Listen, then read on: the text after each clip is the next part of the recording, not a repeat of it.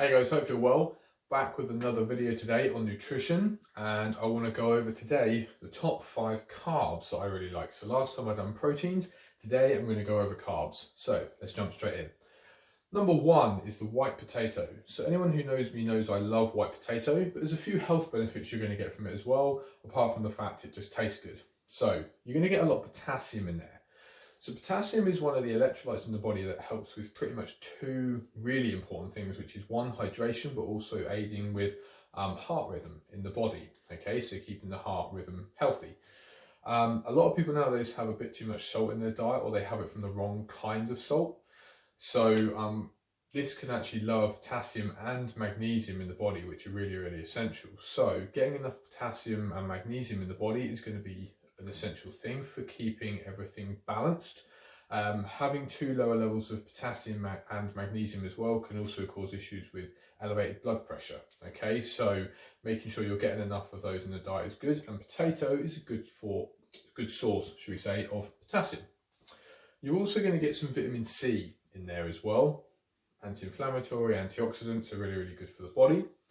Vitamin B6 for brain health, and also you're going to have some resistant starch. So resistant starch helps to feed the good gut bacteria in the digestive system, so it's going to keep your digestive system and your gut nice and healthy. Cool. Next one is sweet potato. So sweet potato, you're going to get some vitamin A and C. Okay, so vitamin A is a fat soluble vitamin. Okay, as we went over in the last video with the proteins. So you've got vitamins A, D, E and K.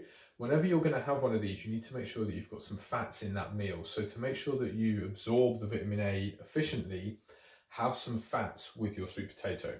Okay, you're also going to get a decent amount of fiber, and also you're going to get some manganese. So manganese helps with the metabolism of amino acids, of glucose, and also of cholesterol in the body. And it also helps with the formation of the bones and collagen. So sweet potato, getting your manganese in is really, really good. Next one is butternut squash. So it's a bit of a powerhouse, butternut squash. The reason being is you've got vitamins A, C and E. So these are all really, really good for antioxidants, okay, in the body. Obviously the vitamin A helps with the eye health. Vitamin E is also, again, really, really good for antioxidants and reducing oxidative stress. Same as vitamin C, so really, really beneficial. The other thing as well that you've got with butternut squash is it's lower in carbs than pretty much all of these. So if you're dieting and you struggle with satiety, it's going to be really, really good to actually get into your diet. 8 grams of carbs per 100 grams. White potato is about 17 grams of carbs per 100 grams, and sweet potato is about 21 grams of carbs. So you could pretty much have double the amount of butternut squash compared to white potato. Again, like I say, it's really beneficial for someone who's dieting down and they struggle with hunger during the periods of dieting and being in a calorie deficit. Next one is going to be oats. So oats, going to get a decent amount of phosphorus in first. So phosphorus is really, really good for efficiently using the energy and utilizing energy from fats and carbs in the body. Also going to be good for aiding with muscle recovery. And finally, it's really, really good at helping to remove wastage from the body via the kidneys. So really, really good. You're going to get some magnesium, like we spoke about earlier, okay, with the potassium and magnesium balancing out. So you're going to get magnesium, some copper and some iron in there. But what you're also going to get from oats that you don't really get from any other food is avenanthramides, which basically can help with lowering blood pressure in the body. The way it does this is it helps to increase and use nitric oxide better. So nitric oxide, pretty much when it's in a higher dose, like you would get when you have something like porridge, it helps to open up the blood vessels so that they're not as constricted, so that blood can free easier through the blood vessels, and this is what's going to help with lowering blood pressure. So that's really, really good.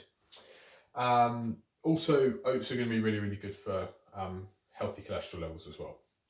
Finally, rice. Now, when we look at rice, I talk about white rice. Number 1, I just prefer the taste.